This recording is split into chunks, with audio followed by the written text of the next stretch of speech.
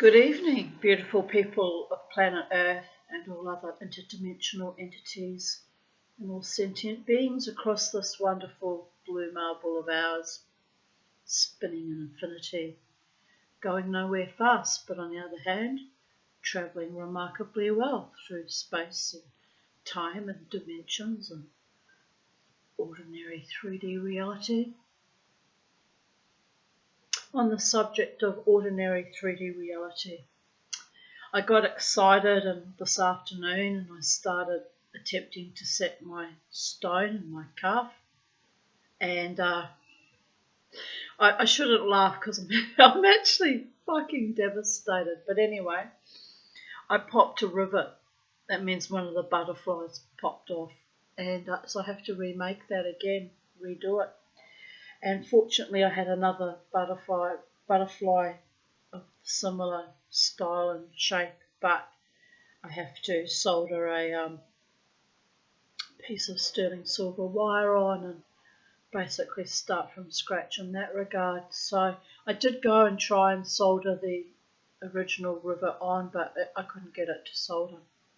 I think there's something wrong with my orca torch. I think I need a new one.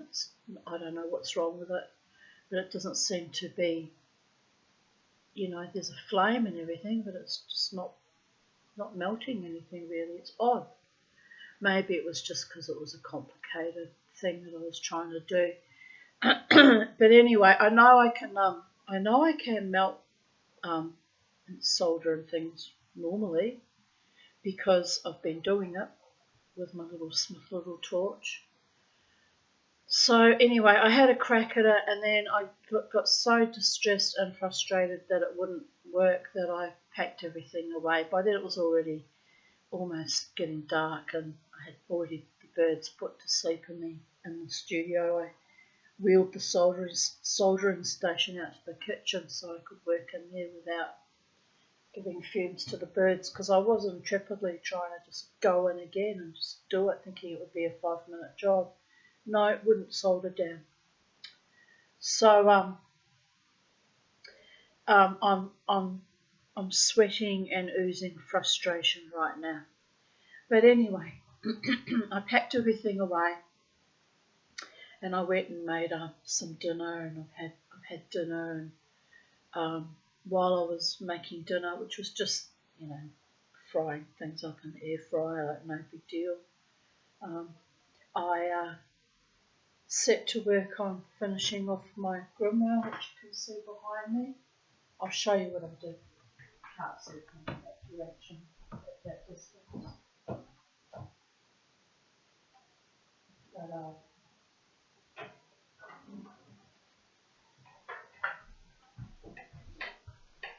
so I got this piece of old leather that used to be on my mother's handbag.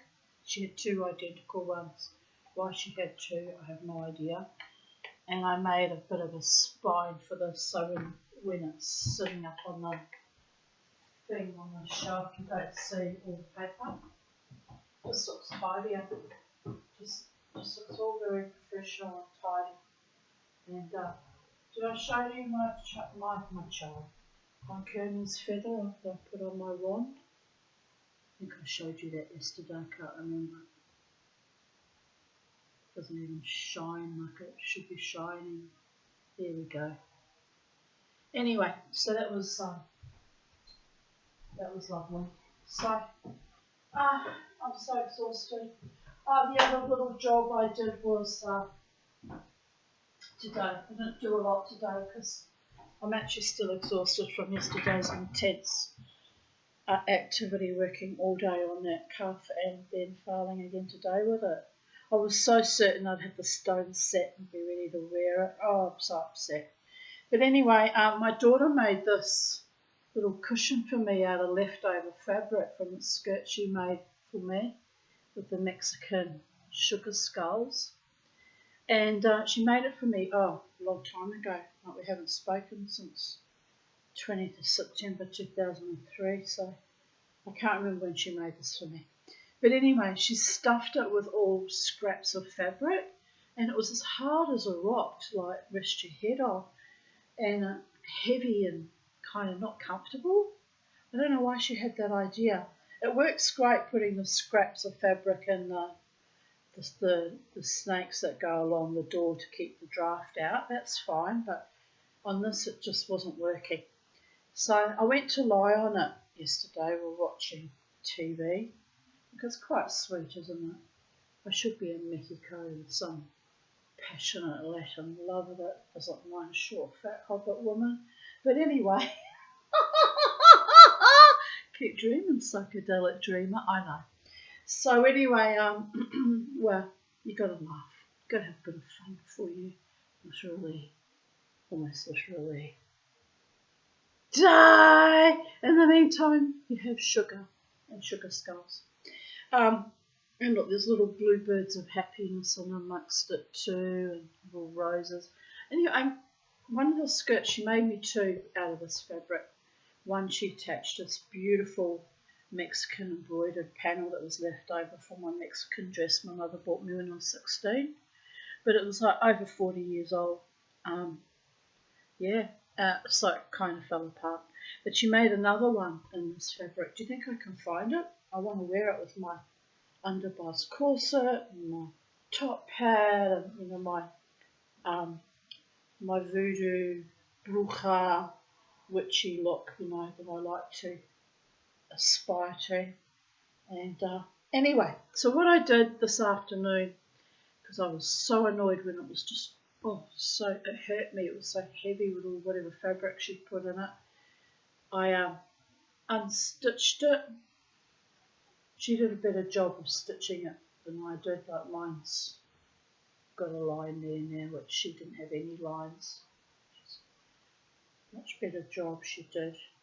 But anyway, I unpicked it and I stuffed it with polyester stuffing, that you use for toys. So it's soft and squishy, and I can squish up to my little Mexican skulls and feel all hi Misha. Anyway, so that was a job I did out in the garden with my little birdies and put them there in both their little cages outside in the sun. But then it got quite cold. There was a cold breeze blowing and Kermie was actually shivering a bit, so I thought I can't have them getting sick. It was only like 2 o'clock in the afternoon. Anyway, I worried about them getting sick, that it was too cold, so I brought them both in. And, that's when I decided to set to work on that coffin. Well, anyway, Mama T is failing magnificently at every aspect of her life, but she has a much better cushion now that's soft and squishy. She's had a good dinner and she's got a newly renovated grimoire. I'll have to write some spells for it, won't I? I don't take it that literally. But what I might do is print out my really wild dreams I've been having lately and keep it as partly a dream diary as well. Because a grimoire is meant to hold all your spells and your magical traditions and stories of all the weird and paranormal and magical weird things that happen. But I don't see why it can't also have dreams in it. Problem is I dream a lot, so I'll need a whole other grimoire just for my dreams. Anyway, the psychedelic dream is still dreaming, babies. Dreaming big. And you kind of have to chuckle.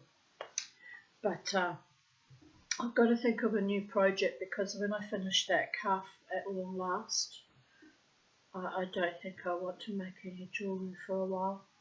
Even though I've got all the equipment, I've spent a lot of money, I think I'll have a break from it, because it's just been a long grinding struggle, that one. But anyway, I say these things, I'm going to quit, not going to do it anymore. But then a few days or weeks go by and I get inspired to do something else. So, it's just the way it is. On getting inspired to do something else. Oh, that's the other weird thing that I will share with you, not in minute detail, on the subject of dreaming. So, Was it this morning or yesterday morning? I can't even bloody remember. I think it was yesterday.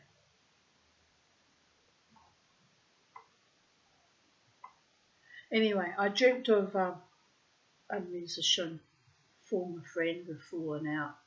It's quite nasty how it ended in the end. There was no need for that. I still don't know what that was actually about. Really, in real terms, I didn't do anything.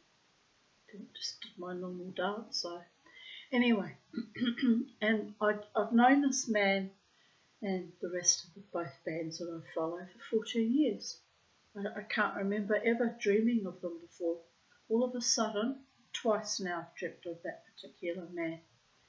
So I dreamt of him yesterday morning. I had a very full-on vivid dream about being in this mansion. I'll read it out to you. It's easy if I read it out to you because I've already written it up. Where is it? Let me find it. I'm just taking a bit of interest into what's going on with my intuition and my psyche. Right, here it is. So it was a day ago. Gee, so much is happening. The time's just bleeding into each other. Anyway, so yesterday I wrote, I'll share it with you, YouTube audience, because just keeping track of things just out of academic interest, you understand? So 8:56 a.m. Interesting dreams this morning. If I say my dreams are interesting, then you can translate that as technicolor, intricate, wild, if my dreams interest even me. Because, as I say, I dream all the time.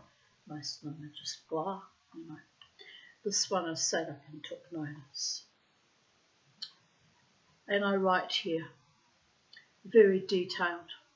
I dreamed quite astonishingly, meaning astonishingly of dreaming of that particular man, since we're not talking anymore, of going to a gig and staying at someone's house on a large property. It was huge. It had 4 kitchens. I was wanting to dress for the gig, but someone had stolen my clothes that I was going to wear to the gig. I was furious. I know why I dreamt about stolen things, because I'm still pissed off about some asshole stealing all my candle making supplies. So that's probably the background of that, dreaming about being stolen from. The musician friend, and I write here in brackets, we are not friends anymore in real life after his humiliating me about me requesting zombie at the Koala Tavern. But anyway, in the dream, he was helping me chase all over this huge mansion looking for my clothes. It's a very odd dream to have, with that man helping me get dressed. Like, why would you even do that? It's odd, especially since in real life we're not even talking. Anyway, he was just as upset and angry as I was and was being very supportive. Exclamation mark. Anyway, I go up into the garden and the owner, who was French, meaning the owner of the mansion or the venue, whatever private residence I was dancing at and they were playing at. Don't know what I was there for. It was a private party, but anyway, see, dreams, they're nonsensical. Sometimes my dreams come true, though I have to worry about that sometimes. That's why I keep a record of things just in case. Won't be in exact details, but some tiny aspect might manifest. Anyway, this was weird. I go out into the garden and the owner, who was French, had this huge barbecue or incinerator type setup full of chicken bones and leftover chicken meat from the restaurant. What the hell is that? I asked, still frantically rushing around looking for my clothes. Oh, he says, we burn all the kitchen scraps and then recycle it on the gardens. I look around me. You do have lovely gardens and a lovely home. finally I go back into the mansion and find my clothes where I had left them, all neatly folded. Someone's idea of a prank. They were not even fancy clothes, but ordinary matron-looking things. Lol. All that stress for nothing. By that I meant not my regalia that I wear when I go dancing, which are like, alternative and fancy and dressing up and outrageous, The dream was suffused in golden light, which means it was a good omen. Very pretty. Now to wake up and face reality. So that was yesterday. And I was telling my cleaning lady, Rati, about it because it struck me as a bit odd. I go into a kind of a delta rhythm or alpha rhythm, not sure what you would call it, which one it is. But when I'm working on a project like my jewellery making, I'll go into kind of a mild trance. This was around about 2 p.m, between 1 and 2-ish, because I took notice of it because I thought, that's odd, why am I thinking that? And so I'm working away at my calf that's driving me batshit crazy because I keep failing at aspects of it. Well, it's nearly completed, so I've fought my way through. But anyway, and I've been beavering away at that, thinking about, the calf and how envisioning it being finished and me wearing it with pride and happiness and thinking how glad I'll be when it's finished, am I right? And then I felt like I had this kind of, not a vision per se, but a sensation of a whole group of men having a kind of meeting about me. And for some reason it felt like they were all standing like in a semicircle behind me in my little studio, which isn't big enough to hold a whole group of men. I actually turned around to look behind me because that was the energy. It felt like there was people. And of course there's no one there, So I'm thinking, oh, Tanya, you're exhausted and you're starting to hallucinate. And then I thought, no, I'm not hallucinating. It was just a feeling. So I took a note of the time. It was around about 2-ish. And I thought, oh, it's an interesting time. And I thought, those men in those two bands are discussing me. Now, why would they be discussing me? That's just paranoia. Like, why would they give a flying fuck one way or the other of what I do? One's not even my friend anymore, and the other's just, they're sweet to me. They just tolerate me when I front up to dance and when I go home. I mean, they couldn't give a flying fuck about me one way or the other, really, but they're pleasant to me. There's no ugliness like I experienced with that one. I won't name him, but everyone knows who I know if you're watching my videos. So there's no ugliness, and I really don't want any ugliness. It's not what I go out for. So I'm sitting there at my bench, working away at my cup, thinking, why am I being paranoid about that group of men? Like, they're not interested in me. They've got their own lives and their own, they're gigging and they're working, some of them in jobs as well. They're very busy people. Why am I having this mad thought that they're discussing me on some level? But I stood up and took notice because this happened before. It actually happened when I was present one time at the Koala Tavern. Even the Māori security guard asked me if I was okay because he kind of could see what was kind of going on. And I'm thinking, oh well, what are they going to talk about? The Tanya who comes and dances and goes home again and doesn't actually give a fuck, because the dance isn't just for supporting the bands and supporting the venues that I go to. It's also for me, for my own benefit, my own, joy and creative expression and healing, and the dancing helps open up my creativity for my other projects at home. And it's good for me to have exercise once a week and dance wildly for 3 or 4 hours or however long I can manage it. It's actually good for me. So I don't buy into the bullshit, really, when people start getting nasty or funny with me, because I think, well, I've been othered and bullied all my life, and especially in the music scene here, not at the Brooklyn Standard, apart from those 2 incidents when there was a fight with assholes, but they've only ever been lovely to me. To you, Brooklyn Standard, for being tolerant of us, oddballs. But at the casino, I was driven to the point of suicide by vicious people being vicious and bullying and aligning with each other and basically stalked me for years at that venue at the Live Wire Bar. It was just pure, unadulterated evil. And the Mama too knows something about pure, unadulterated evil, because I was raised by assholes. So anyway, I'm sitting here thinking, why am I having this negative thought in the middle of my lovely day while I'm busy working on my cuff and I've got things to do? And also,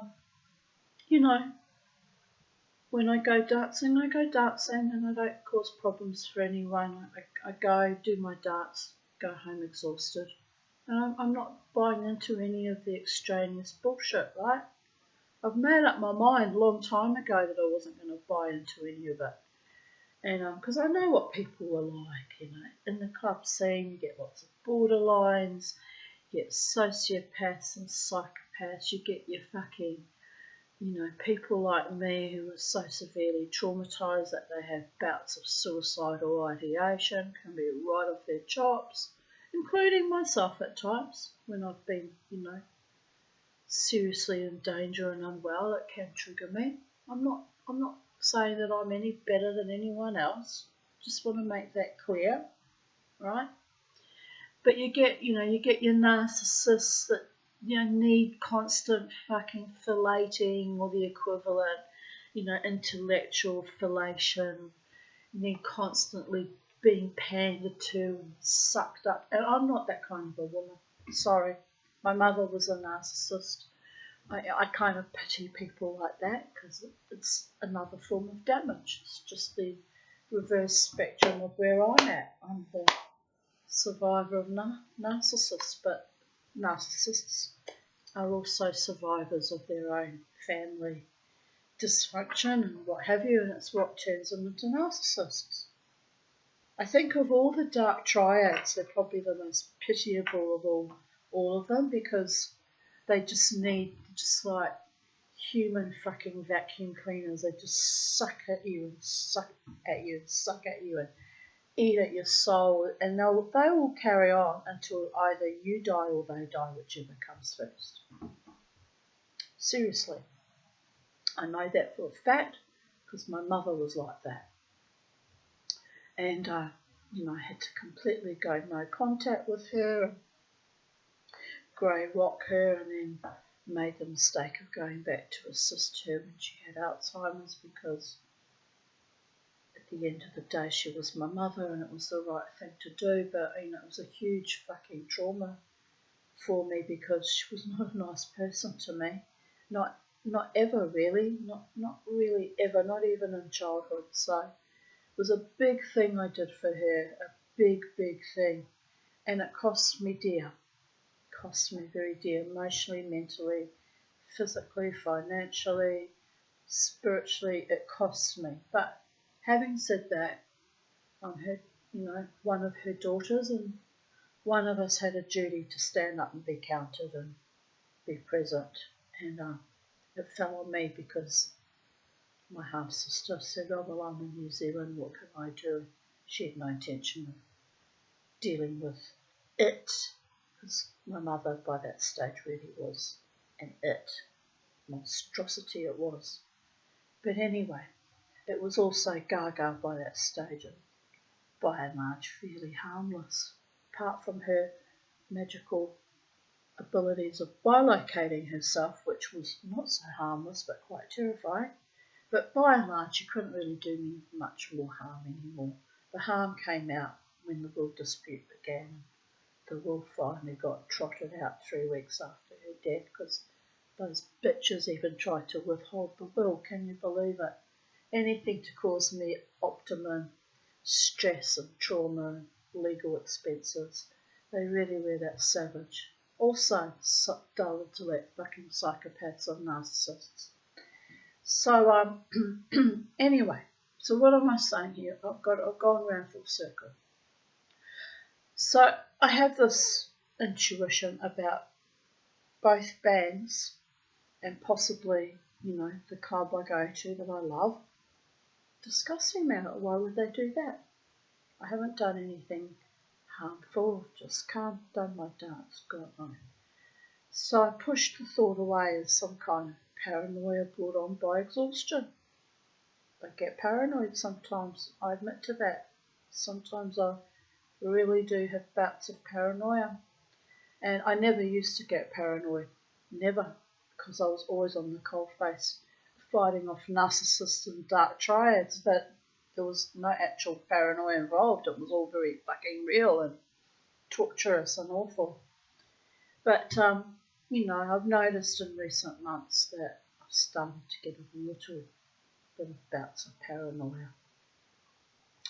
And then I've thought at times, am I going crazy? But then when I debrief with my psyche, it says, no, that was all real. That was a real friendship you had there. It was a real relationship. Those were all real and authentic feelings. And you're not mad, Tanya. You didn't invent the whole thing up in your head. You're not crazy at all. I said, come on, Brian. I'm off my chops most of the time and talk to spirits and weird things happen. I said, of course I'm crazy. No, Tanya, he said. You have sat on my couch for 14 years. And I've listened to you debrief about that man for the last 3 or 4 years. He said, you're not crazy and you haven't imagined it. Isn't he beautiful to me? He's a wonderful doctor. I needed that validation though, because I did start to think maybe I'm losing my mind. It's a worry, It is a worry as you get older, especially when your mother had a history of died of advanced Alzheimer's. I do worry about getting Alzheimer's and losing my bottle completely. Oh, so anyway, so I pushed this paranoid thought, which wasn't actually paranoia per se. I was literally picking up on energy. I was even shown, I won't name them because in case I'm not just imagining things and it's real, I don't want them to think that I'm being malicious, but this is what I was sensing, right? So I won't name them. But there were 3 or 4 of them particularly having a kind of a discussion, laughing. I almost as if to say, I bet you anything she shows up, blah, blah, blah. Anyway, that was just the feeling I got. So this was at 2 o'clock in the afternoon. And I don't know what time it was, but later on in the evening, I checked my Instagram and it comes up, from the Brooklyn Standard, what their gig guide is for the week. And,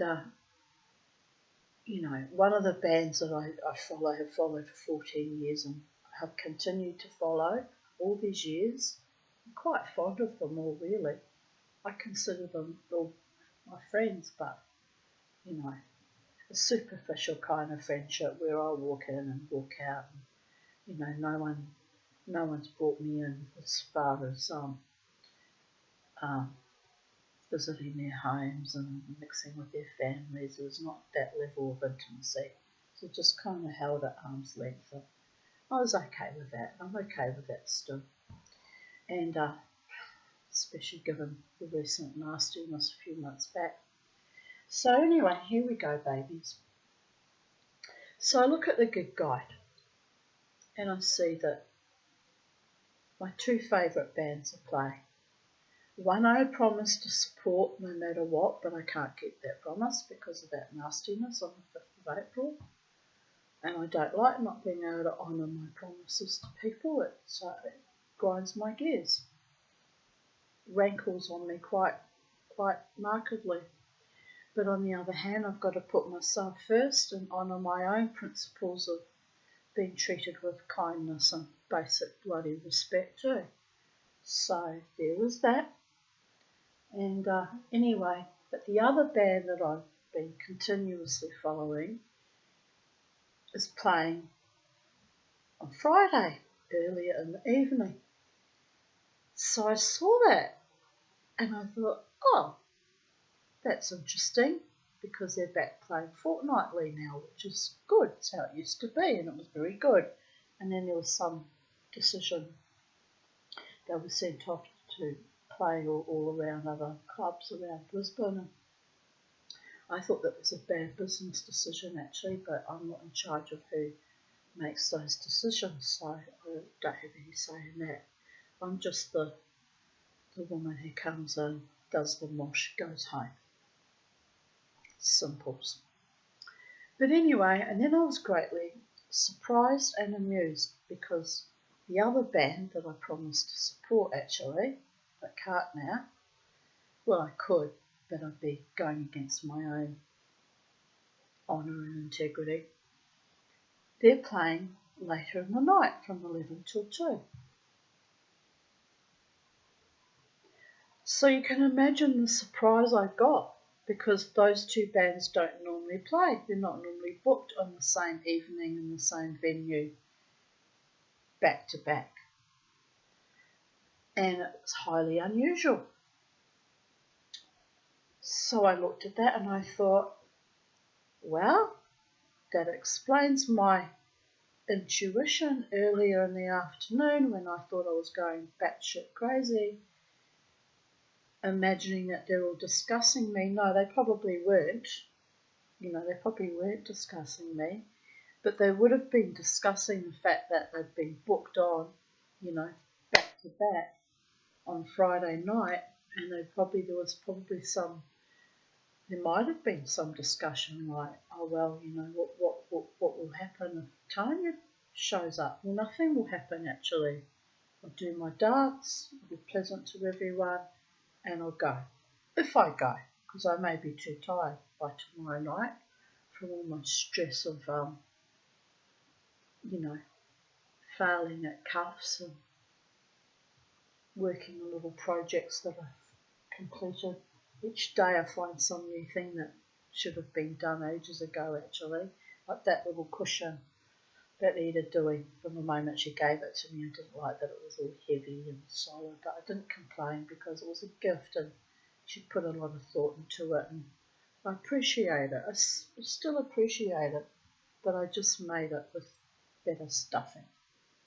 Sometimes you've just got to make things work for yourself, in a congenial way that is pleasant and sweet and non-threatening. Just say. So anyway, but yes, we'll see how we go on Friday, which is tomorrow. The week's just flown past, and but I'll go definitely if I go, it will be for the earlier band, because I like those people and they've only ever been kind to me, and I'll go and then I'll, finish up the night early when they finish. So it's all good, babies, and life goes on. So 34 minutes musing about my projects and my dance and me. So we'll get into reading the story, the Man, Myth and Magic story. So we were up to, I just wanted to make a point of actually saying that though, and putting that up on YouTube, that I am very attuned to those people, because I've been dancing with them and for their bands 14 years. It's I mean, as I said, we're not close friends. We're not intimate friends that we visit each other or have parties together or dine out together or do, go on picnics or do things together. It's not like that kind of a friendship. But it's just that I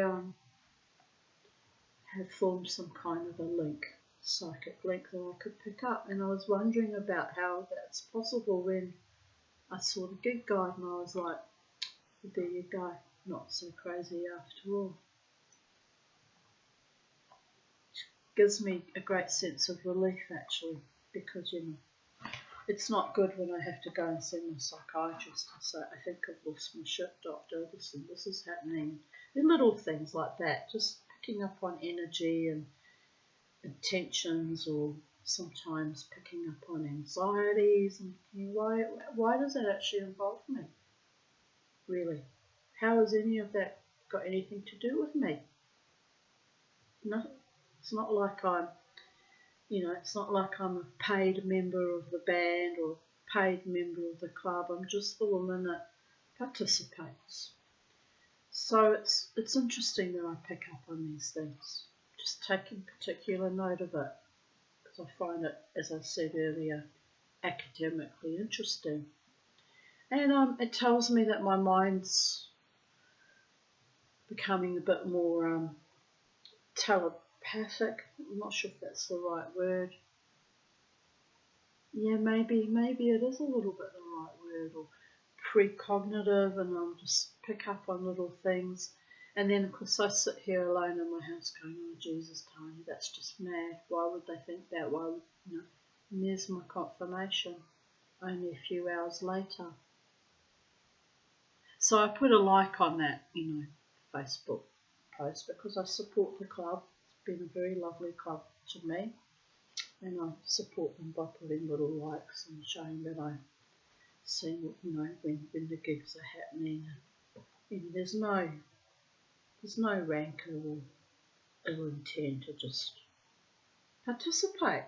participatory experience, like I've been doing for 14 years. Right. I'm not having to justify anything, by the way, because there's nothing to justify. I haven't done anything. So, anyway, having a nice cup of tea that's going cold, and I can't stand cold tea. Anyway, where was I? Yes, we're going to read now about Apollonius,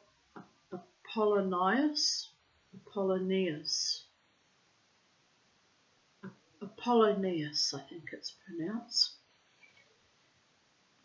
This Apollonius, the name is not an uncommon one, was born at Tyana,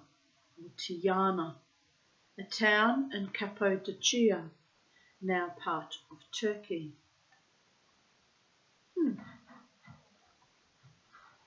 The date of his birth is uncertain.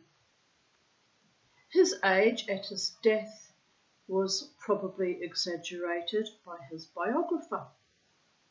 He may have been born in the time of the Emperor Tiberius, reigned 14 to 37 AD, or of Caligula, 37 to 41 AD. He survived till the reign of Nerva, 96 to 98 AD. That's a long life indeed. Right. Almost all our information about Apollonius comes from a long, rhetorical, romantic, and probably highly unreliable biography of him, written more than 100 years after his death, which was probably begun about 215 AD, by Philostratus, a literary man whose patroness was the Empress Julia Domna, mother of the then reigning Emperor Caracalla. This pious and cultivated Syrian lady had acquired a document purporting to be the memoirs of Damus of Nineveh, a disciple and companion of Apollonius, which seems to have impressed her, and she gave this to her favourite author-in-waiting to write up. This work of Philostratus was a brilliant literary success. He was the most elegant and accomplished Greek writer of his age, but we cannot be sure of how much genuine information it gives us about the real Apollonius. Possibly not very much. It does, however, give a very good idea of the literary and religious states and enthusiasms of the devout, educated, upper-class world of the Greek-speaking East in the 3rd century AD, a period of enormous importance in the development of European religious thought. Apollonius, as portrayed by Philostratus, was a wandering religious teacher and wonder worker who travelled widely in the Roman Empire and beyond. A visit to India is recorded at length, and he is said to have met the Brahmins, whom the Greeks of the time thought of as perfect Pythagorean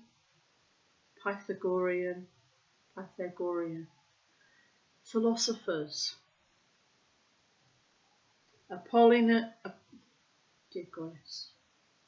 Apollonius himself was a Pythagorean. The Pythagorean revival, which began in the 1st century BC, produced some quite serious philosophers, but for Apollonius, Pythagoreanism meant principally vegetarianism, refusal to wear clothes made of animal fibre, condemnation of animal sacrifices, and, in general, a celibate and ascetic way of life. Philostratus puts into his mouth a large number of well-composed but rather tedious discourses on this and other subjects, full of the religious and moral commonplaces of the period. He represents Apollonius as having had several encounters with kings to whom he always showed himself superior, as a sage should. The climax of these is a trial before the tyrannical Emperor Domitian, reigned 81 to 96 AD, which came to an abrupt end when the sage miraculously disappeared from the court. Philostratus describes a variety of wonderful doings of Apollonius. There is a story of how he rescued a young man from an impusa or lamia, a ghoul in the form of a beautiful girl who was planning to marry her victim in order to eat him, which Keats retells in his poem Lamia. Another sensational and very primitive story tells how Apollonius delivered the people of Ephesus from the plague by making them stone the plague demon to death. It had conveniently appeared in the theatre in the form of an old beggar, but when the heap of stones was taken away, the body of a monstrous dog was found.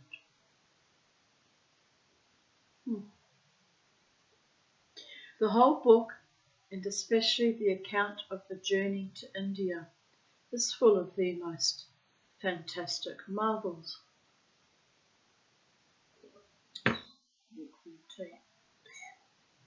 Why'd I do that, people of Earth? I'm tired. I'm really tired. Oh well.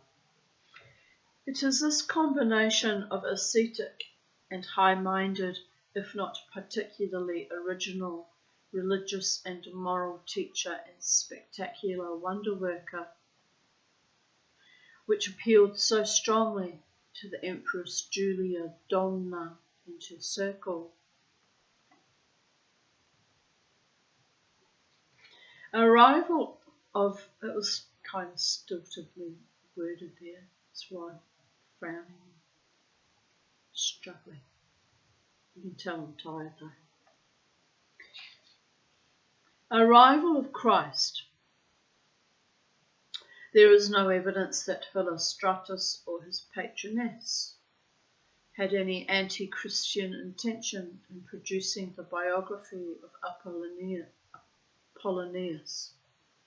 But in the time of Diocletian, at the end of the 3rd and beginning of the 4th century, an attempt was made to set up Apollonius as a rival to Christ. Heracles, a high imperial official who had a good deal to do with instigating the great persecution of the Christians under Diocletian,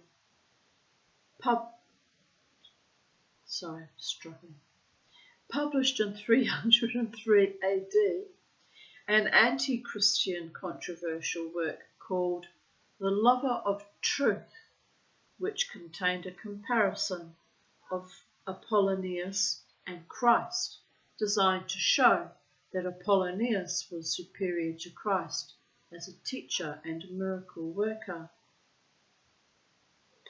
The church historian Eusebius wrote an answer to this comparison. As so often happened with anti-Christian controversial works, for obvious reasons, the answer has been preserved and the original work has disappeared. The comparison of Apollonius with Christ does not seem to have been very successful, and Apollonius never received any widespread cult among pagans. He is occasionally referred to with veneration by later pagan writers, but the Emperor Julian, the greatest and most intelligent of the 4th century defenders of the old religion against Christianity, never even mentions him. Written by A.H. Armstrong.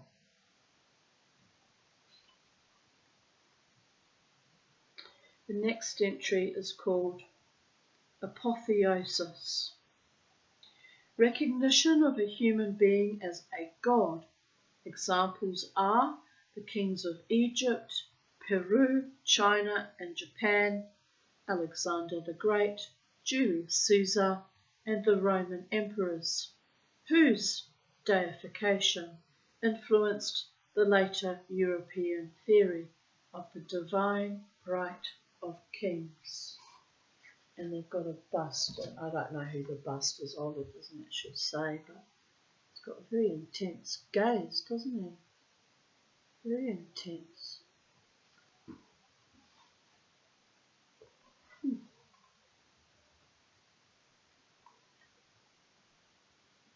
And the next entry is called Apparition.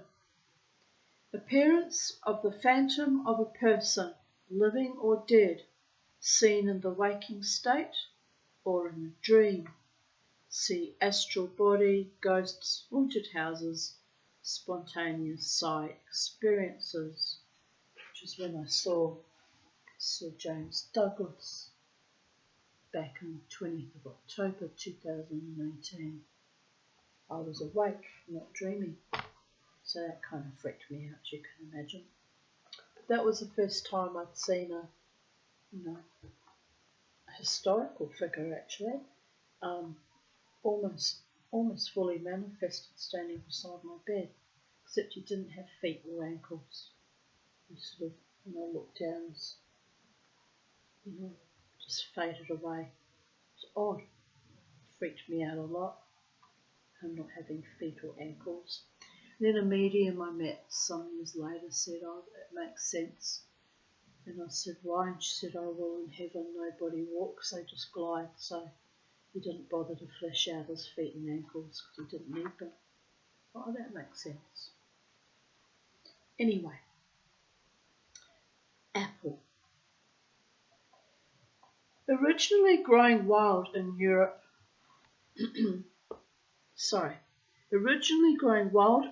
and Western Asia, and cultivated in Europe until Roman times. The apple is a particularly sacred tree in European mythology. A 7th century poem says that a man who puts an apple to the axe must pay a fine of 1 cow, and the feeling that to cut one down is unlucky has persisted to the present day. So strong was this in Ireland that an early Irish poem, The Triads of Ireland, calls for the sacrifice of a living creature in payment for felling one. 3 unbreathing things paid for only with breathing things: an apple tree, a hazel bush, a sacred grove. Felling an apple tree is unlucky because the apple stands for immortality in the life. Skipped a line. Stands for immortality, for eternal youth and happiness in the life after death. The Scandinavian gods kept themselves forever young by eating the golden apples of Idun, goddess of youth and spring. In Welsh legends, kings and heroes go after earthly death to live happily in a paradise of apple trees called Avalon, the name possibly coming from the Welsh word for an apple, afal. Today, apples and good luck are still linked, as in the American belief that if the sun shines through the boughs of an apple tree on Christmas Day, the fruit will be abundant the next year. And gamblers will count in apple seeds to find a lucky number for bets on, say, horse racing or the American numbers game. This link with the sun comes out strongly in the Greek story of the golden apples which were kept by the Hesperides, or nymphs of the evening, the daughters of night, in their garden in the farthest west, where the sun goes down to its death in the evening. A dragon with 100 heads guarded the apples, but Hercules managed to kill the dragon and steal them. He took the apples to his master king Eurystheus, who gave them to the goddess Athene. She returned them to the Hesperides again, which makes this labour of Hercules seem singularly pointless. But it is likely that in the original story, Hercules won immortality by stealing the apples. Right, that's why I was pausing. I couldn't find where the explanation of the pictures were, and it's because the explanation is over the page. Here it says, previous page. The apple's connection with the sun is shown in the story of the apples of the Hesperides, the nymphs who lived in the west where the sun sets, from a 19th century triptych by Hans von Marais. So I can show that to you now that we know what we're actually looking at, because I didn't want to show it to you when I had no idea what it was we were looking at. It was grinding my gears, causing me quite a bit of confusion there. Quite a bit of confusion. So yes, the mama tea can be a bit concrete and pedantic. It's part of my brain wiring from childhood trauma and abuse and all the other near deaths and all the other shit that happened. So I'm a bit weird like that, people do. I admit when I've got weird oddities.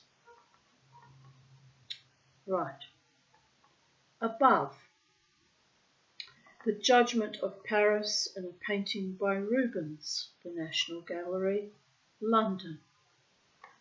I love how he paints his women, all of them very real, complete with dimples in their bottoms and just really kind of human and natural and real and lovely, just lovely.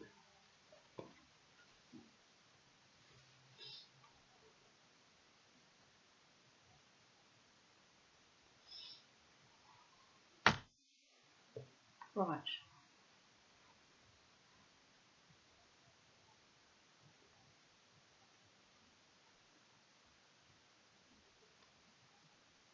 The apple of desire, as an emblem of renewed life and youth, and because of its appearance when cut in half.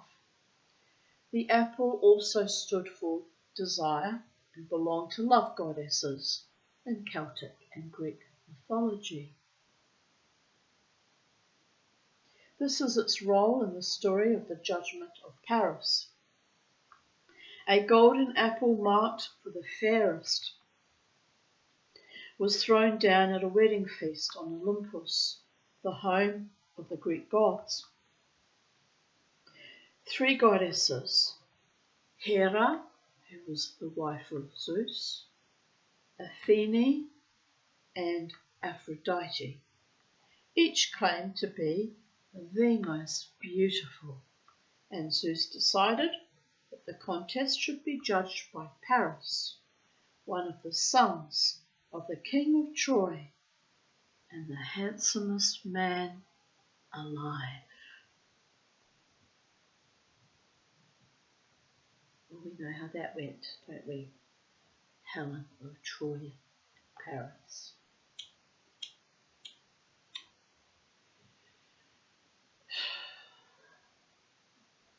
The face that launched 1,000 ships.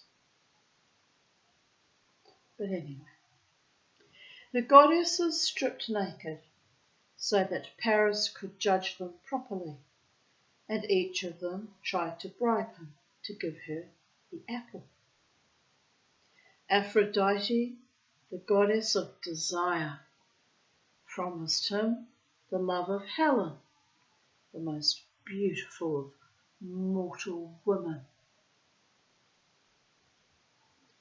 Paris gave the apple to Aphrodite, which the other goddesses bitterly resented. She kept her promise, and Helen ran away with Paris, which was the immediate cause of the Trojan War. The story, intended to account for the origin of the war, appears only in the later legends about it, and has an odd ring as it explains no religious ritual or custom, and does not seem to be connected with any particular religious belief, except that the apple belongs to Aphrodite as a love goddess.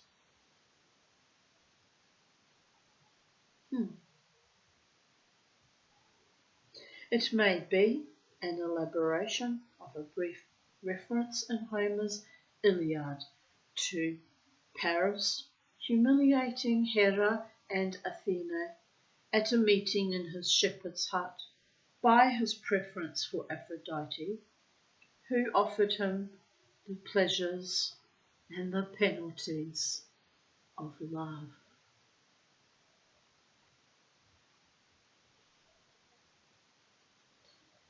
It has also been suggested by Robert Graves that the story was a mistaken attempt to explain a sacred picture showing Hermes, 3 naked goddesses, and a young man with an apple, which really represented the mother goddess in her triple aspect of maiden, mother, and hag, or crow. See mother goddess. Giving the apple to the sacred king to assure him of immortality, while Hermes, who led dead souls down to the underworld, stood by. The apple still retains its connection with love, as in traditional American games played on Halloween, designed to reveal whom the players will marry. Bobbing or ducking for apples floating in water was originally this kind of marriage divination. Each apple was named for a player, and you would marry the one whose apple you managed to bite.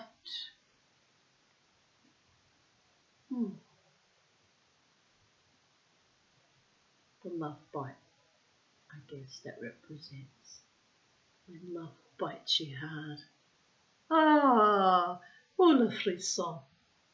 Anyway, Eve and the apple.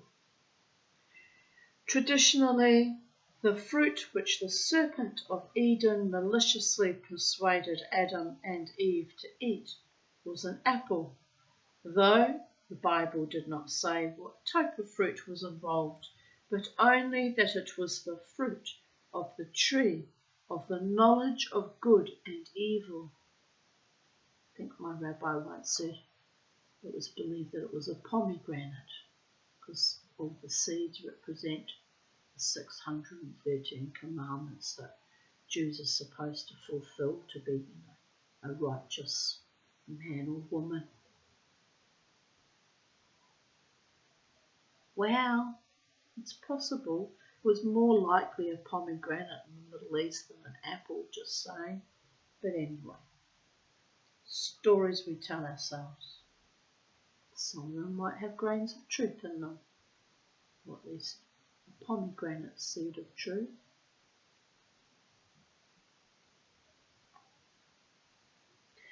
A more likely fruit than the apple would be the fig, which would connect neatly with the clothes that Adam and Eve made for themselves from fig leaves after they had eaten the fruit. But what eating the fruit brought them was the guilty consciousness of desire, which the apple symbolises. Doesn't make me desire anything, usually it gives me bloody reflux and indigestion. Very rarely eat raw apples. I only eat them as pies or apple crumble or something like that. Don't like raw apples. I've been giving them to my little birdies and they're not eating them either. I bought them specifically for them. Don't like them. So you've got to worry when even the birds reject them, by the gods. Anyway. Aquila of Pontus in Asia Minor, who was converted first to Christianity and then to Judaism, and translated the Old Testament into Greek in the 2nd century AD,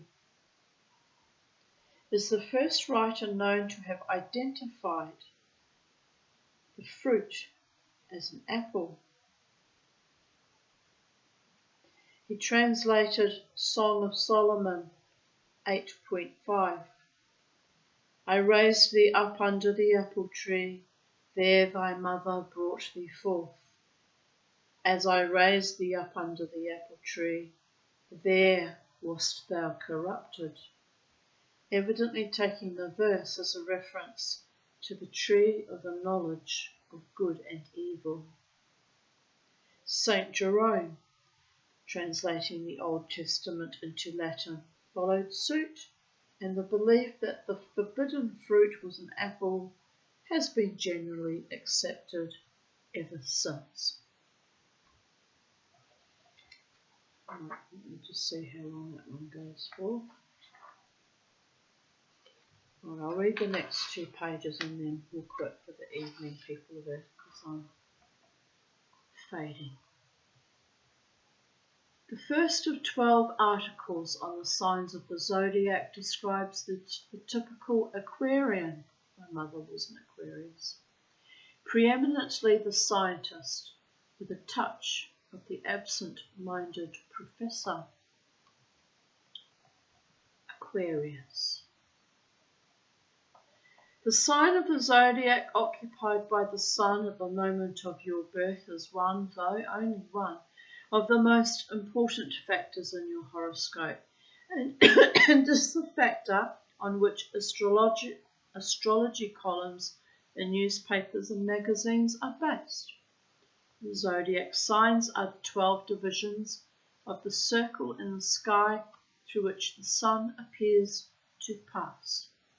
Traditionally, your sign is Aquarius if you were born between 20th of January and 18th of February. But, as explained later, in terms of the actual constellations in the sky, your sign is Aquarius if you were born between 19th of February and 20th March.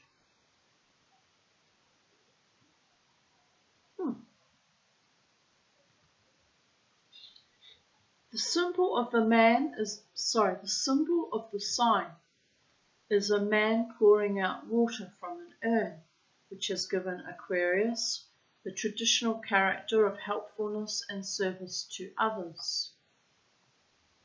It is now often regarded as the ideal sign to be born under. This was not always the case, though the Roman author Manilius, who wrote an astrological poem in the 1st century AD, did say that the good, the pious, and the just are born when first Aquarius pours out his urn. Well, that wasn't the case with my mother, was it? By the gods. Well, she could be good at times and pious at others. Just. Rarely. Anyway, I mustn't let bitterness ruin my joie de vivre. Long, hard fought for, long and battled, triumphant happiness. Never let the bastards grind you down, am I right? Amen to that, sisters of Estrus. In modern opinion, Aquarius is preeminently the sign of the scientist with a touch of absent-minded professor. The Aquarian is quiet, gentle, not forceful, not inclined to insist or demand his own way. Doesn't describe my mother at all. He speaks moderately and reasonably. He sees no point in taking a tough line, for truth will out in the end, and until it does, there is nothing to be gained by saying anything at all. That's pretty much truthful. The more you say, the more they think you're justifying yourself. Silence is sometimes the only answer. The amiable Aquarian. The Aquarian is frequently a little shy, perhaps because he is often physically large and rather slow. But although at times he may appear ponderous, he is not sluggish, and he has more humour than people think. Oh, excuse me. Labriot, as they say in Hebrew. Oh, dear goddess. That just came all of a sudden out of nowhere. We have to go again. Oh! Right. Excuse me, sneezing in the middle of my reading. He just does not think it worthwhile to snatch at opportunities which will probably recur, since Aquarius is traditionally ruled or strongly influenced by the planet Saturn, patience comes naturally to the Aquarian, and less patient people may be irritated by his tolerance. He is said to be sensitive and easily moved to tears, and he hates being criticised. His characteristic faults are few. The most tiresome is his inability to explain himself. Other people left in uncertainty will often put the worst construction on the Aquarian's actions, and he will rely on the passage of time to vindicate him. This is not due to laziness, but often appears so. A similar fault of the Aquarian is that he cannot always convince people that he likes or admires them. He considers this as obvious and does not realize that others like to have unmistakable signs of his approval. The consequence may be that he will be considered not only lazy, but cold and unfeeling, a reaction he will think is most unjust. Two pleasing characteristics of the Aquarian are that he is not impressed by pomp and pretentiousness, nor does he attempt to pass himself off as being better than he is. He knows how necessary it is to be patient and does not expect anything else from others. It is said that he is likely to exaggerate grievances, to think that things will take a long time to improve and are worse than they really are. He has little sympathy for prejudices of race or class, but he will try to understand any point of view. A great reader, ideas interest him, and he is not at all inclined to brush them aside because they are different from his own. With this generally pleasing and amiable modern picture of the Aquarian can be contrasted the opinion of Vettius of Valence, writing in the 2nd century AD, who described Aquarians as effeminate, inflexible, wicked, unfertile. Though industrious and employed in public service, they were self-willed, misanthropic, atheistic, and grudging. The age of Aquarius.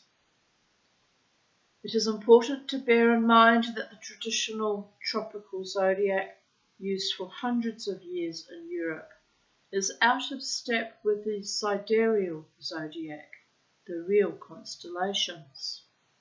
When traditional astrology says that the sun is in Aquarius, it is really in the preceding constellation, Capricorn, and so on, right round the zodiac circle. Well, that would make me a Pisces then. I'm not a Pisces, trust me on that one. By the gods. Well, anyway.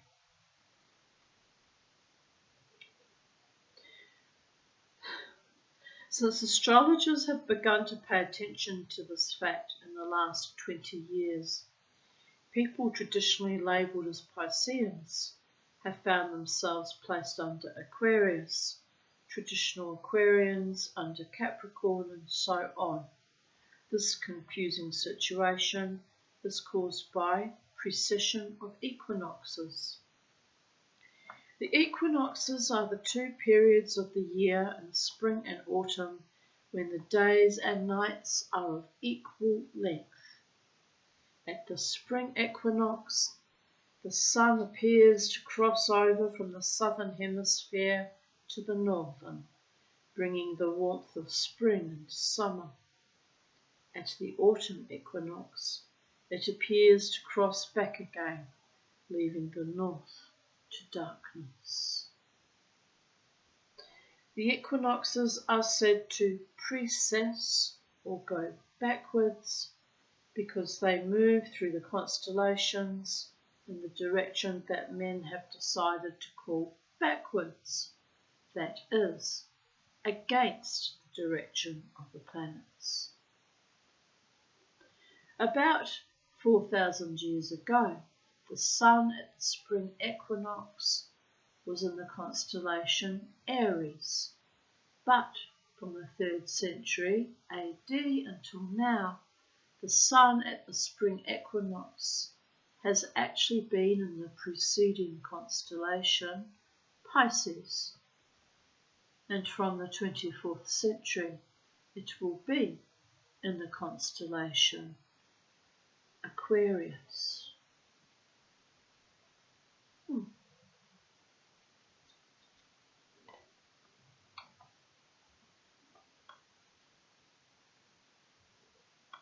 Precession of the equinoxes was discovered in the 2nd century BC, but few people concerned themselves about the awkward consequences of the discovery, and astrologers have long gone on blandly saying that the zodiac must be very ancient, although it was now clear that the equinox, from which they said that the zodiac had always been measured, was an invisible moving point.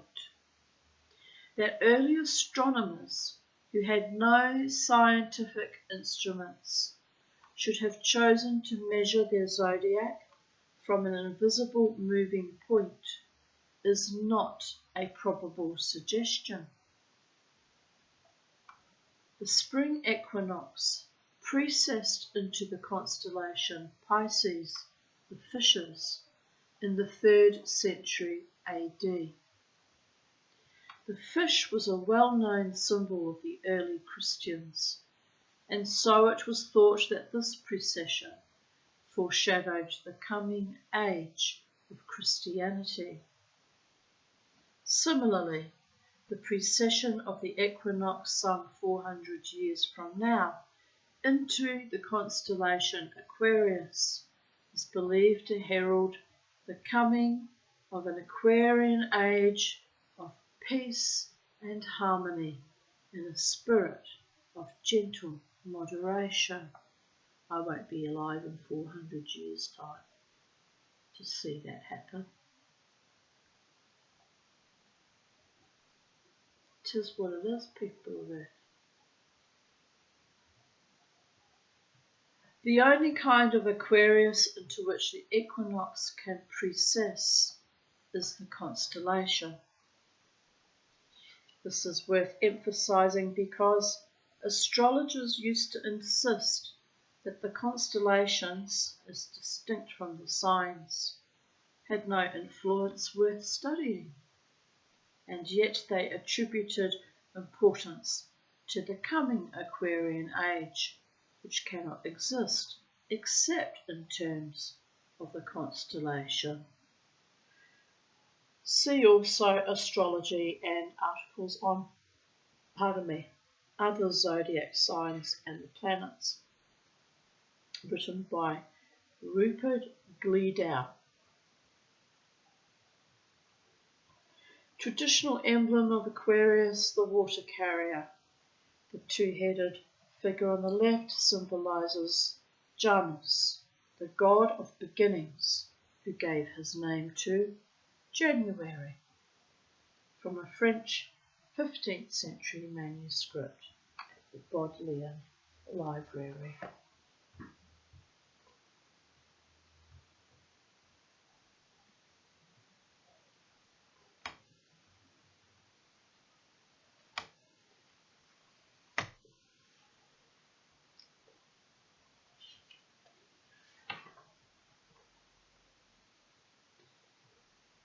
The next entries, and they're two very short ones, a paragraph each. Architecture. The shape and arrangement of churches, temples, and other religious buildings frequently have symbolic significance. And Ares, Greek god of war, equivalent to the Roman Mars. Not a major deity, but an unpopular one, frequently described as a savage and bloodthirsty butcher. So here's the a temple there with the artwork next to the word on architecture, and there's Ares.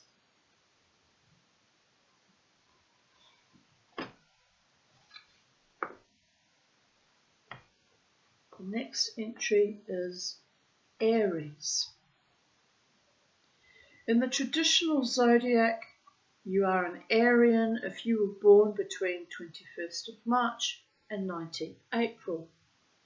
But in the sidereal zodiac, which is increasingly used by modern astrologers, see Aquarius, Aries is the sign of those born between 20th of April and 20th of May,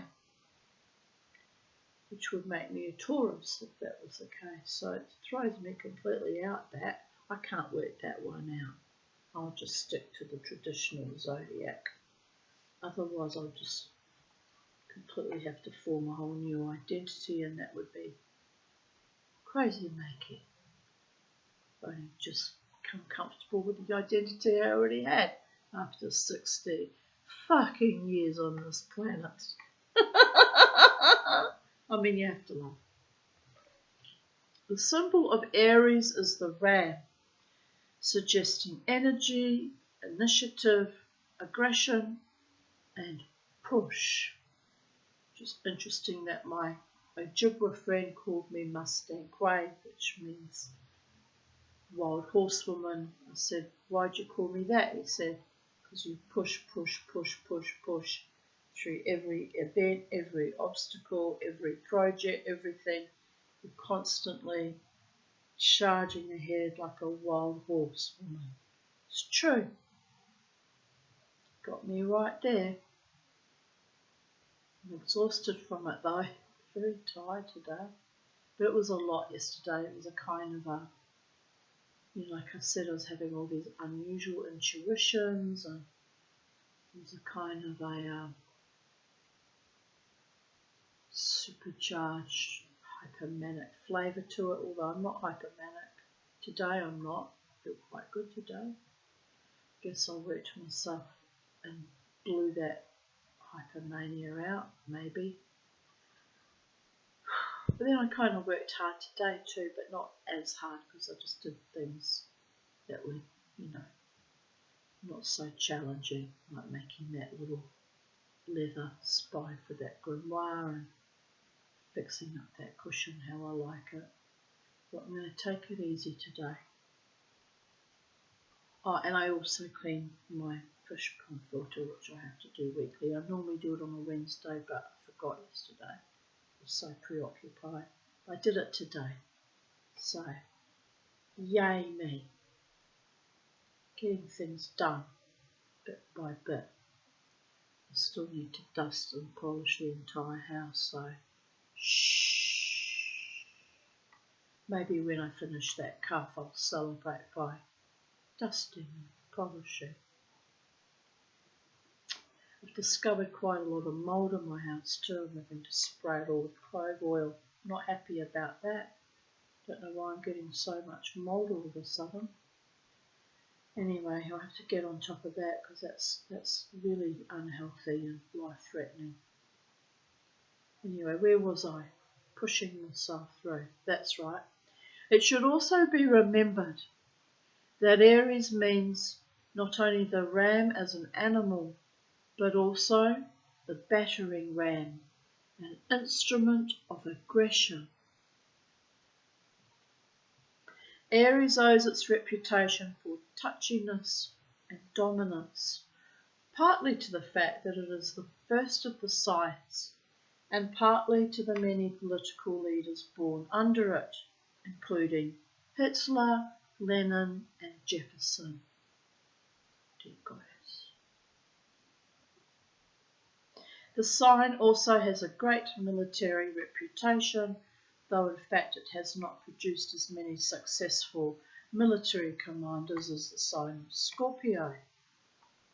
Most of the famous people born under Aries, with a few exceptions like Brahms, Chaplin and Freud, are men who have made their mark in politics.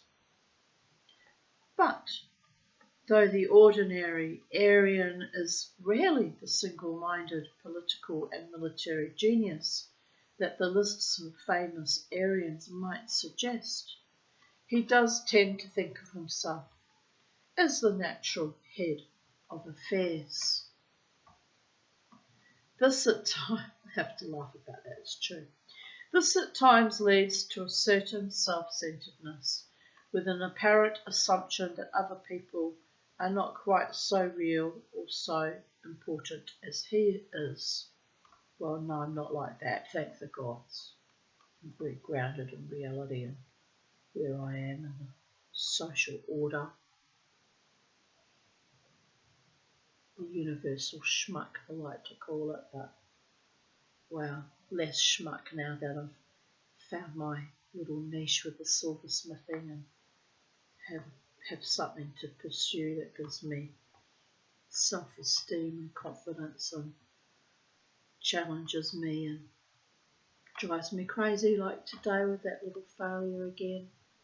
But I'll complete that cuff. I'll just keep at it till it's done, because I'm pushing myself through, people there. Great determination.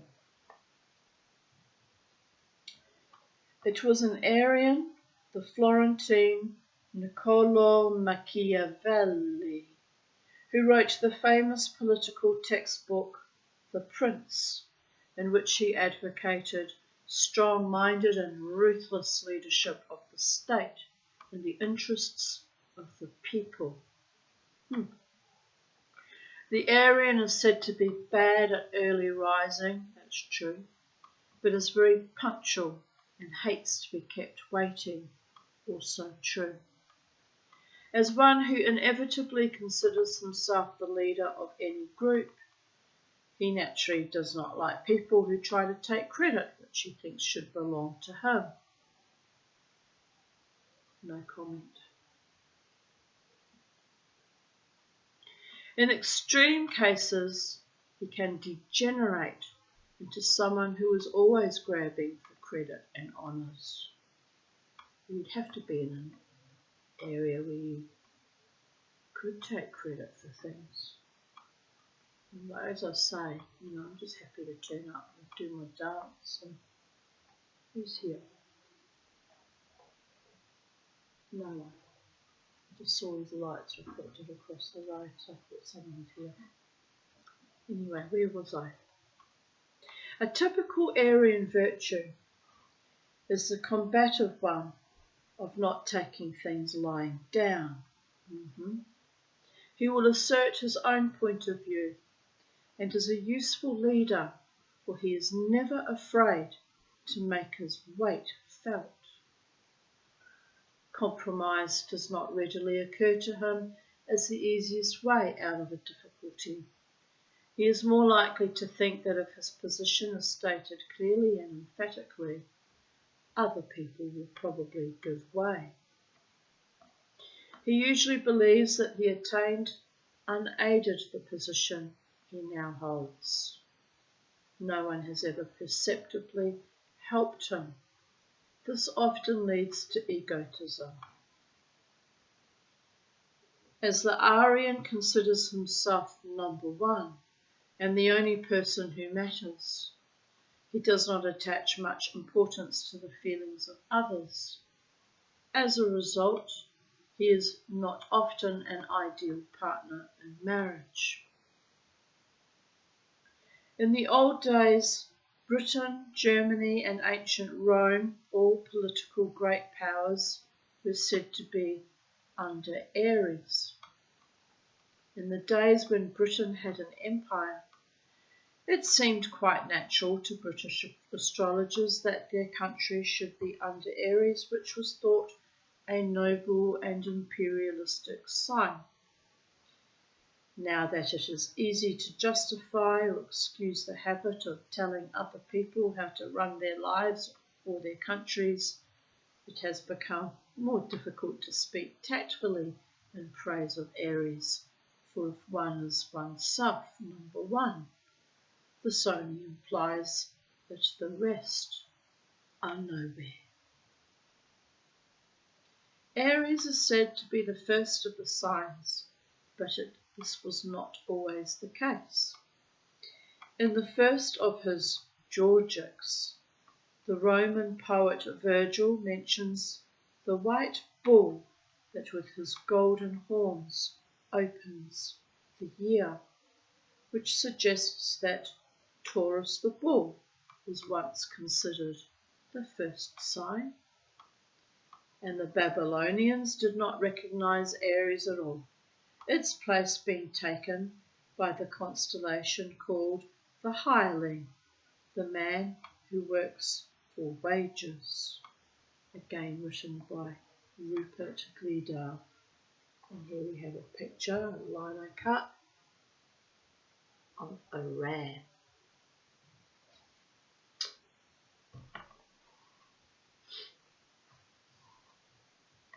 The next entry is called Armies. War is so much a part of human life that it has invaded our dreams with nightmare visions which have turned into legends. On many battlefields, the shades of forgotten fighting men, denied proper burial, have been believed to be condemned to reenact their tragic fate until the end of time. Near Glastonbury, the phantom footsteps of marching knights in armour can still be heard at night, and at Woodmanton in Wiltshire, where Britons and Romans once fought, headless war horses have been seen galloping wildly along the valley. Other phantom armies have filled the skies. Of them all, none were more feared than the ferocious army of the restless dead, called the Wild Hunt. Led by the demon Woad of the broad-brimmed hat and the wide mantle, they range the night sky over Europe, hunting human souls. An old legend of Normandy describes how a peasant, hearing them go by, dared to cry out to Woad, "Share your spoils," and afterwards found his own child dead in the hearth.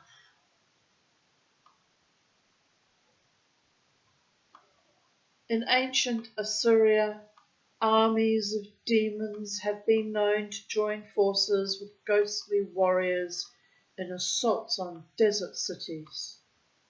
But in Christian Europe, their organisation took the form of cudgel-wielding guerrilla bands, who carried out sporadic attacks on defenceless hermits.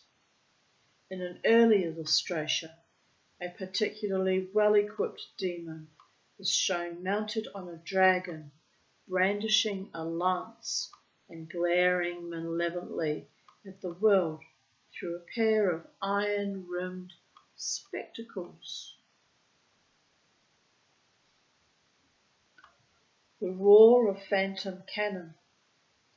For centuries, an old house called Battlefield, which once stood on the site of the Battle of St. Albans, resounded to the clash of sword on steel, harking back to the 15th century Wars of the Roses.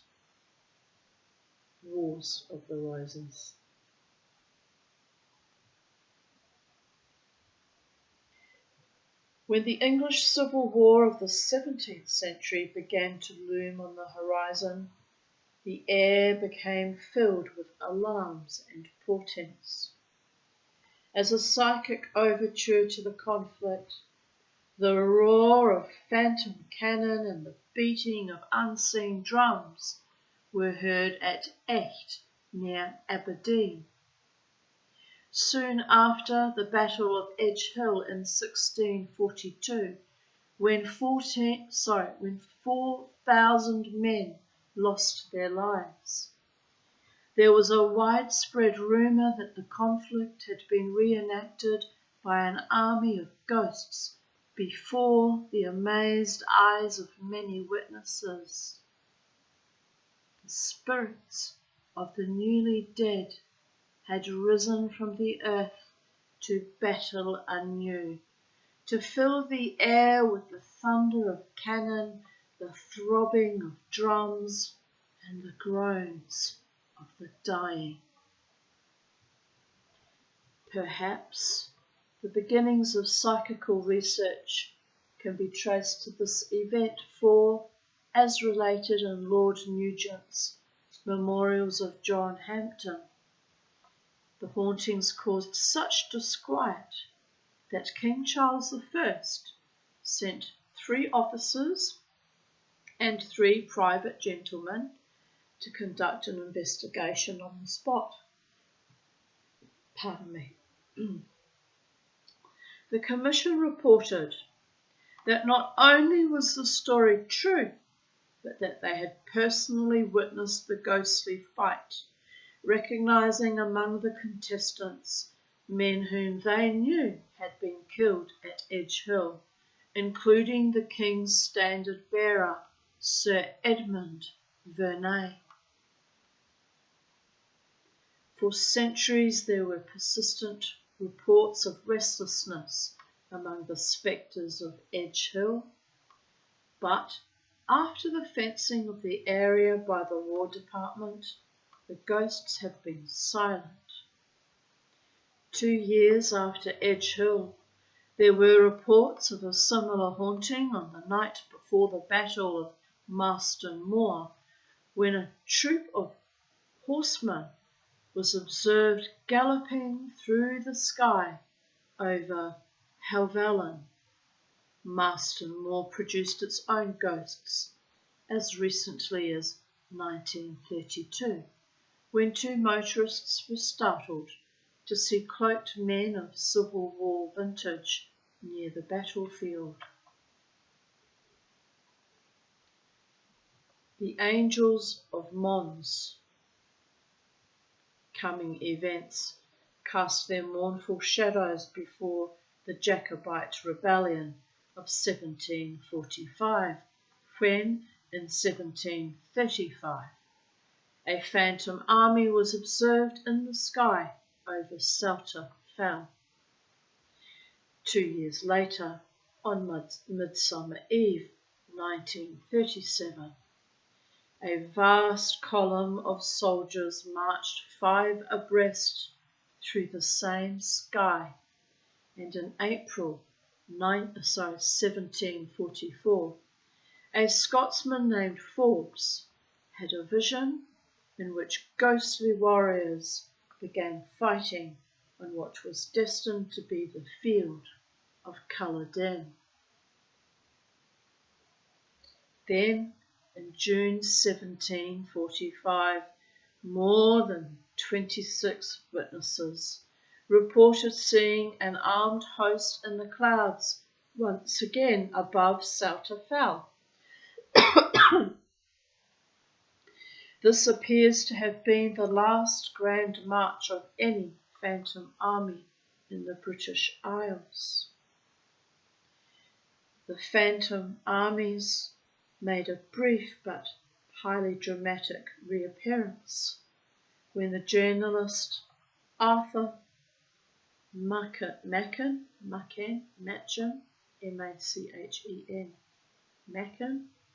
published an imaginary account of spectral bowmen in the British ranks during the retreat from Mons in 1914. Almost overnight, this myth was accepted as factual by the British public, and when embellished with sword-brandishing saviours on horseback, became the famous story of the Angels of Mons fighting on the British side. The national anguish of the American Civil War left behind a number of haunted battlefields. At Cedar Creek in Virginia, for instance, ghostly squads of men march, bugles sound, and a church that was an army hospital echoes with the cries of the wounded and a martial band. Also from the United States comes an odd tale of a colonial garrison in 1692, which was inexplicably besieged by a phantom army. The attackers were lifelike but unkillable. Finally, the garrison decided to give up fighting and ignore their inhuman enemies, who then, bewilderingly, disappeared. Further reading: Christina Hall, Haunted England, Eric Maple, The Realm of Ghosts, The Domain of Devils.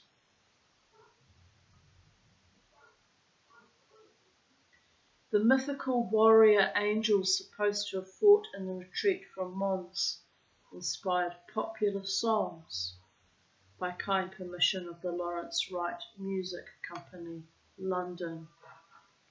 The Angel of Mons by Paul Paray. Looks like it's an album cover.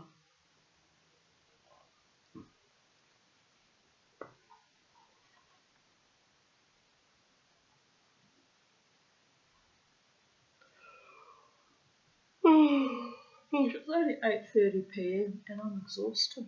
It's ridiculous. What can I say, people there?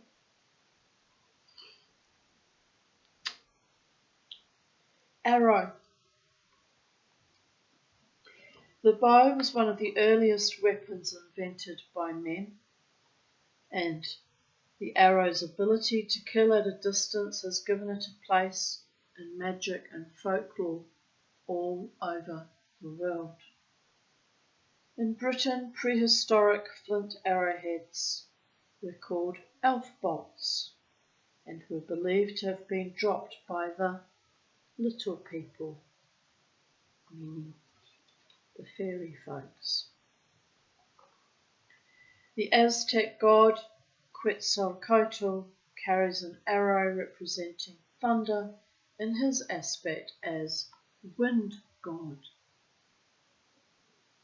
And the Cheyenne Indians venerate 4 medicine arrows as their main tribal totem object. Almost every nation has a great bowman hero of legend, a Robin Hood or William Tell. The feats of a master archer were readily ascribable to magic. In the 15th century, Malleus Maleficarum, hammer of witches, accuses wizards who are archers and whose skill comes from the devil of directing lethal arrows at an enemy by bending their whole will upon him. The arrow can also be a symbol of virility and desire, as in Central India, and anyone pierced by one of Cupid's arrows falls helplessly in love at once. The Kwakiutl Indians of Canada believed that an arrow under the bed of a woman in labour would ensure the birth of a male child. Right. Cupid firing an arrow of desire from a 15th century manuscript of the Romance of the Rose. This time Cupid's not a chubby little, almost demonic little baby angel, but looks like a young lad of about 13 or 14 there. Interesting. Right.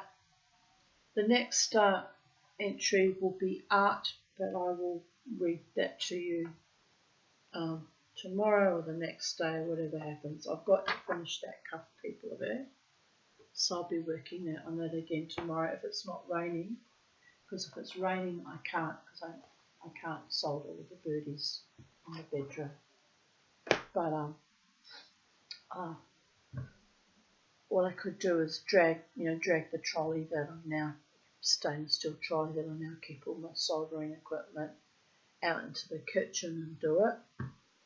And but then I'd have to drag my gas bottles out there too, and it's all a bit of fuss and palaver. But I guess I could do that if it's rainy and I can't, put the birds outside. So we'll see how we go, how I travel.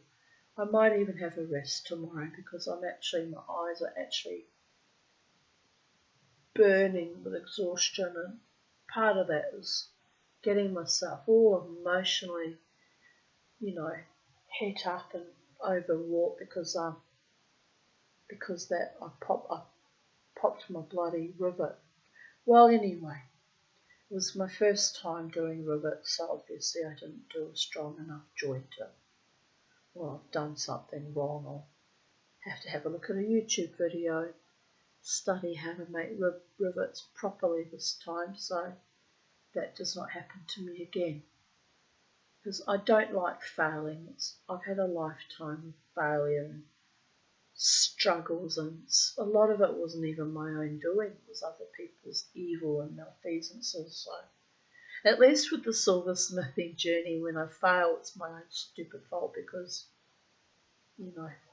things just sometimes don't work out. And other times they work perfectly, and sometimes you put it away for a few weeks, go back to it. Works wonderfully, like this with this cuff, making those rivets. That was spirit-led though. You heard me say it while I was reading to you a story. It suddenly popped into my head. Oh yes, if I can't solder it, I can rivet them down. So sometimes I get a little bit of help from my muse or whatever's tucked away in my subconscious from watching all the YouTube videos over the years about silversmithing. Something must have embedded itself. I like to say it's my angels, but it's probably my own higher mind dredging it up and reminding me of other options to go about things. But anyway, I bid you good evening and good night, wherever you are in the space-time continuum, people of Earth. Stay happy, stay free, stay wild, stay blessed, and remember to never ever let the bastards grind you down, including that bastard called failure and disappointment and neglect and abandonment and rejection and isolation and marginalisation. And pull up your bootstraps and tighten your stays and put on your top hat and get yourself out there, Mama T. Well, we'll see. Maybe tomorrow evening. We'll see how I feel. In the meantime, Goddess bless us all. Bye for now.